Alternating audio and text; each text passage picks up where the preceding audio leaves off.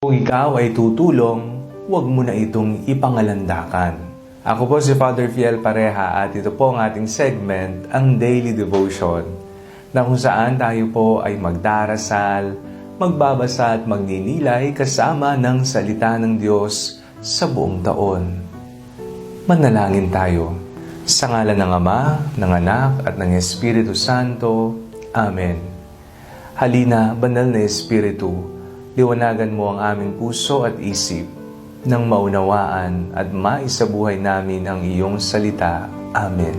Our Bible passage for today is from the Gospel of St. Matthew chapter 6, verses 1 to 4, and I read it for you.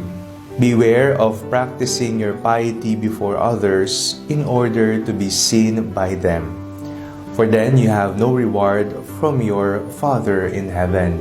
So whenever you give alms, do not sound a trumpet before you, as the hypocrites do in the synagogues and in the streets, so that they may be praised by others. Truly I tell you, they have received their reward. But when you give alms, do not let your left hand know what your right hand is doing, so that your alms may be done in secret, and your Father who sees in secret will reward you. Sa tuwing ikaw ay nag-aabot ng tulong o donasyon sa simbahan o kaya sa mga taong nangangailangan, ito ba ay pinagsasabi mo ba? Ninanais mo bang ang iyong mukha ay ipatarpulin at ninanais mo at pinipilit mo na kailangan ang iyong pangalan ay i-anunsyo sa buong sambayanan? Kung ganyan po ang uri ng pagtulong mo, pasensyahan na lamang po. Sapagkat ang Ebanghelyong ating binasa sa araw na ito ay isang paalala na kapag tayo ay tumutulong, mas maiging ang Diyos na lamang ang nakakaalam.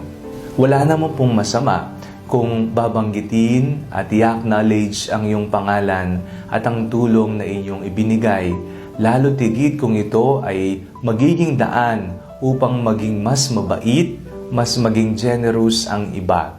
Sabi nga nila, ginagawa natin ang pagtulong, inahayaan natin ang ating pangalan ay maisulat at maianunsyo nang sa ganon ang iba man ay tutulong din. Ngunit iba po ang ninanais mong ipangalandakan ng iyong pangalan, ang iyong mukha ay ipalantad sa mga lansangan o telebisyon. Doon, makikita po natin kung tayo nga ba ay tumutulong ng mula sa puso. Gayahin po natin ang pagtulong ng Panginoon sa atin. Kapag ang Diyos ang tumutulong sa atin, hindi niya na kinakailangan o hindi niya hinihingi na tayo ay magpasalamat dahil hindi naman karagdagan sa kanyang pagka-Diyos kung tayo ay magpapasalamat o magbibigay papuri sa Kanya dahil sa Kanyang kagandahang loob.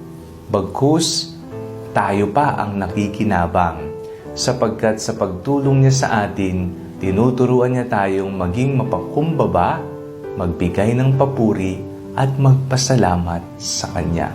Maging aral nawa ang Ebanghelyo sa ating lahat sa tuwing tayo ay tumutulong sa ating kapwa. Manalangin tayo.